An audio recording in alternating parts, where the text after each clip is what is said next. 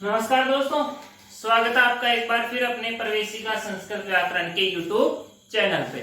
और आज के वीडियो में हम पढ़ने वाले हैं हरि शब्द से बनने वाला तृतीया, द्विवचन और बहुवचन का रूप। क्योंकि अब तक हम एक वचन में बनने वाला रूप हरिणा जो है हम अपनी पिछली कक्षा के अंदर पढ़ चुके हैं। और इसी क्रम में आगे चलते हुए आज हम पढ़ेंगे द्विवचन में बनने वाला रूप हरिभ्याम और बहुवचन में बनने वाला रूप हरिभिः।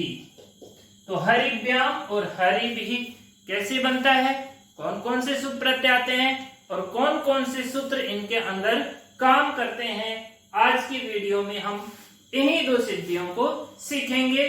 और मेरा वादा है आपसे, एक बार देखने के बाद में आपको याद करने की भी जरूरत नहीं पड़ेगी, आपको इस सरल तरीके से इनको एकदम क्लियर कर दिया जाएगा। तो आप वीडियो पूरा देखिए, लाइक करिए और लास्ट में कमेंट करिए कि आपको कैसा लगा है। तो शुरू करते हैं आज की अपनी क्लास हरिभ्याम और हरिभिः के साथ। सबसे पहले हरिभ्याम। हरिभ्याम के लिए मैं आपको बता देता हूं, हरिभ्याम जो है वो तृतीया विभक्ति के द्विवचन में बनने वाला रूप है। और तृतीया द्विवचन के अंदर अपना जो सुप प्रत्यय होता है वो भ्याम प्रत्यय होता है। तृतीया के साथ साथ ये चतुर्थी और पंचमी विभक्तियों के अंदर भी भ्याम प्रत्यय ही होता है। इसलिए हम हरिभ्याम को तृतीया, चतुर्थी और पंचमी तीनों विभक्तियों के द्विवचन में आज हम बनाएंगे। हरि शब्द रहेगा, हरिश्व इकारांत शब्द है। हरि शब्दार्थ, हरि शब्द होने के बाद में यहां पे सूत्र अपना वही आ जाएगा, प्रातिपदिक संज्ञा करने वाला अर्थवत धातु रै प्रत्यय प्रातिपदिकम। आप अपनी नोटबुक के अंदर चाहे इन सूत्रों को अगर आपको याद है तो आप इन्हें आधा लिख सकते हैं, लेकिन ध्यान रखें बोर्ड परीक्षा के अंदर हम इन सभी सूत्रों को पूरा ही लिखेंगे। पूरा लिखने के बाद में इति सूत्रेण क्या काम करता है ये, तो हम इसमें स्पष्ट लिखेंगे प्रातिपदिक संज्ञा। जैसे ही प्रातिपदिक संज्ञा होगी तो यहाँ पे एक बड़ा सा सूत्र और आएगा और वो है सुप प्रत्यय करने वाला स्वौ जस मौट। आपको अगर याद नहीं है तो आप इसे बार बार पूरा लेके ताकि आपको याद हो जाए। याद है तो आप इस तरह से आधा लिख सकते हैं, लेकिन बोर्ड परीक्षा के अंदर हमें इनको पूरा ही लिखना है। इत्यादि ना सूत्रेण, इस सूत्र से यहाँ पे केवल हम तृतीया विभक्ति नहीं लिखेंगे, हम यहाँ पे तृतीया, चतुर्थी और पंचमी तीनों को हम एक ही रूप में यहाँ पे बनाएंगे। तो हम एक ही जगह लिखेंगे तृतीया,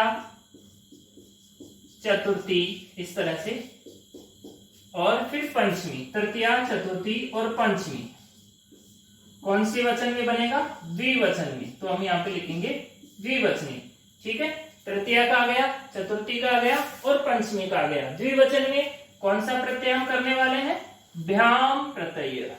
यहाँ पे हम भ्याम प्रत्यय, भ्याम प्रत्यय हो जाएगा। तो यहाँ पे स्थिति हो जाएगी हरि भ्याम इत्यत्र। वैसे तो यहाँ पे रूप बन गया है, लेकिन हम यहाँ पे इसकी घी संज्ञा करेंगे, शेषो घे सकी इति सूत्रेण। किसकी की संज्ञा होगी यहाँ पे, हरि की। हरि शब्द से घी संज्ञा करते। यहाँ पे घी संज्ञा के बाद में कोई और सूत्र यहाँ पे काम करने के लिए आता नहीं है और आवश्यकता भी नहीं है। अपने यहाँ पे हरिभ्याम रूप पहले ही बन चुका है, इसलिए हम यहाँ पे लिख देंगे हरिभ्याम इति रूपम सिद्धम। वैसे तो अपने को यहाँ पे घी संज्ञा करने की भी आवश्यकता नहीं है, लेकिन हम अपने याददाश्त के लिए, भाई हमें याद रहे, इसलिए हम चीजों को बार बार लिखेंगे। बार बार लिखने से हमें याद रहेगा कि घी संज्ञा कहाँ होती है, कौन कौन सी स्थितियों में होती है और कौन कौन से शब्द रूपों में होती है। और इस तरह से अपनी तृतीया, चतुर्थी और पंचमी द्विवचन के अंदर हरिभ्याम सिद्धि बन करके तैयार हो गई है। और मुझे लगा है इसके अंदर कोई भी विशेष ऐसा सूत्र नहीं है। अर्थवत धातु प्रत्यय प्रातिपदिक हम शुरू से पढ़ते आ रहे हैं, सोजस मोट हम शुरू से पढ़ते आ रहे हैं, और हरि प्लस भ्याम प्रत्यय करते ही हरिभ्याम रूप बन जाता है। अगर ये बोर्ड की परीक्षा में ये सिद्धि आती है 5 नंबर हमारे इसमें आने पक्के हैं। ठीक है, आगे हम पढ़ते हैं तृतीय बहुवचन के अंदर बनने वाला रूप हरिभिः। कौन सा रूप बनेगा यहाँ पे? हरिभिः। ध्यान रखना है इसमें दोनों ही जो ई की मात्राएं हैं वो दोनों ही हरिश्व है, इस चीज को हमें ध्यान रखना है। हरिभिः कहाँ बनता है? छोटी सी हम इसकी नॉलेज ले लेते हैं। हरिभिः जो बनेगा वो तृतीया के बहुवचन में, केवल तृतीया के बहुवचन में। यहाँ पे हमें कंफ्यूजन नहीं होना है। यहाँ पे हमने तृतीया, चतुर्थी और पंचमी तीनों विभक्तियों में बनाया था, यहाँ पर केवल ये तृतीया के बहुवचन में बनेगा। चतुर्थी और पंचमी के अंदर हरिभ्यः बनता है, जो हम आगे की कक्षा में पढ़ेंगे। तृतीया बहुवचन में बनेगा तो तृतीया बहुवचन के अंदर कौन सा सुप्रत्यय होता है? विस प्रत्यय। कौन सा प्रत्यय होता है यहाँ पे? विस प्रत्यय। तो हरि शब्द से विस प्रत्यय के साथ कैसे हरिभिः बनता है? हम शुरू करते हैं अपनी हरिभिः सिद्धि को। हरि शब्दार्थ, हरि शब्दार्थ के बाद में आप प्रातिपदिक संज्ञा कर ही लेंगे, जिस प्रकार हमने ऊपर किया है उसी प्रकार प्रातिपदिक संज्ञा। प्रातिपदिक संज्ञा होने के बाद में वो सूत्र आप लगा लेंगे। ठीक है, और तृतीया के बहुवचन में, तृतीया बहुवचने, तृतीया के बहुवचन में कौन सा प्रत्यय करना है अपने को? विस प्रत्यय। विस प्रत्यय। तो यहां पे कंडीशन क्या हो गई? हरि प्लस विस इत्यत्र। हरि प्लस विस इत्यत्र हो गई। ध्यान रखना जब हम विस प्रत्यय करेंगे तो इसका स जो है ना वो हलंत रहेगा। हरि प्लस विस होने के बाद में यहां पे सूत्र आ जाएगा सस जुसो रुहु। सस जुसो रुहु क्या करता है? एक तो स को, एक सजुस के स को र आदेश करता है। तो यहाँ पे जो स है अपने पास, इसको यहाँ पे रु आदेश हो जाएगा। इति सूत्रेण स स्थाने। स क्या है अपना? हलंत है, तो हम इसको हलंत लिखेंगे। स स्थाने रु आदेशे कृते। स के स्थान पे कौन सा आदेश होता है? रु आदेश होता है, रे नहीं होगा, रु आदेश होगा। अब जब रु हो गया तो रु में जो उ है उसकी उपदेश से अज अनुनासिक इत से इत संज्ञा हो जाएगी। उसके लिए हम यहाँ पे लिखेंगे अनुबंध लोप। अनुबंध लोप का मतलब हो गया कि इत संज्ञा हो चुकी है उ की, और यहाँ पर क्या बचा? केवल रे बचा। तो यहाँ पे हम हरि प्लस भी रे, स की जगह क्या हो गया? रे। अब यहाँ पर सूत्र आ जाएगा अपना रे को विसर्ग करने वाला सूत्र। खर अवसानयो विसर्जनीय।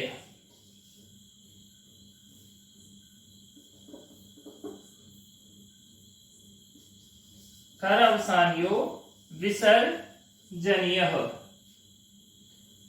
इति